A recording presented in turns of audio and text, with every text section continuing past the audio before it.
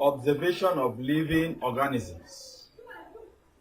After a biologist has discovered an organism, he needs to observe it and represent it so that it can be used by future generations.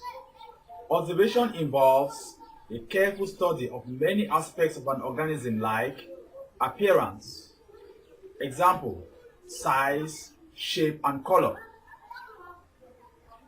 structure, example, number and types of parts, behavior, habitat, that is, where the organism lives, and the population density. Are there a lot of the organisms or just one or two? You can use the following instruments to observe living organisms. Your own eyes, the most precious instruments for observing. Binoculars, for observing far away organisms such as birds. A hand lens or magnifying glass, used to magnify organisms and make details clearer. A pair of tongs, a petri dish for holding organisms during observation. A thermometer for measuring temperature. A pair of forceps. An organism can be observed in their natural environment or in the laboratory. When in their natural environment, organisms are often observed alive, whereas in the laboratory, they can be observed alive or dead. Equipment used in observing living things. A hand lens.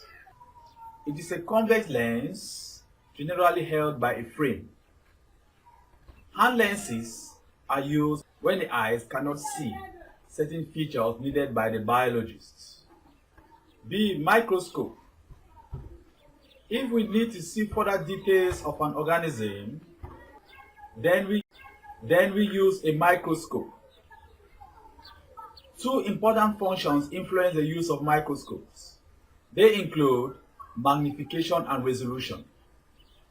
What is magnification? It is the increase in size of the image of the object or specimen. What is resolution? It is the measure of the clarity and sharpness of the image. Microscopes are used to observe very small organisms that cannot be seen directly with the eyes. There are several types of microscopes, such as the compound light microscope and the electron microscope. Light microscope uses natural light, while the electron microscope uses a beam of electrons. Electron microscopes magnify hundreds of times more than the light microscope. The microscope has a system of lenses. These are arranged so that light is reflected by the mirror below the stage and passes through the organism being observed into the lenses. The image of the organism is enlarged, is magnified several times its original size. In this way, details can be seen and described. Very tiny organisms that cannot be seen with the eyes alone are called microscopic organisms. They can only be studied with the aid of a microscope. Precautions when using a compound light microscope. 1. Do not touch the lens. 2. Use the microscope in a well-lighted room. 3. If the lenses are dirty, that is blurred, use toilet tissues to clean. 4. Start observing from low power. Observing living things in the laboratory. Organisms in the lab can be observed either alive or dead.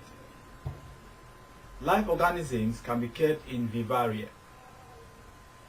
A vivarium is a specially prepared container for keeping living organisms. Example, aquarium, for keeping aquatic plants and animals.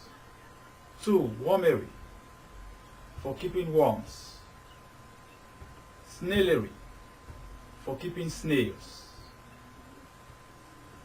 Dead organisms are kept in the laboratory in preservation fluids. Example, alcohol and formalin. These fluids prevent the organism from decomposing, that is, from rotting. Examples of organisms that can be stored in preservation fluids include crabs, fish, snakes, cockroaches, snails, and lizards. Plant parts are easily dried for preservation. Diagrams and drawings. After observing living things, a biologist needs to present his results by illustration. There are two methods, diagrams and drawings. A diagram is a simple representation of the organism or idea. A drawing is an almost accurate representation of the organism in terms of color, size, and shape. Equipment used in drawing biological diagrams.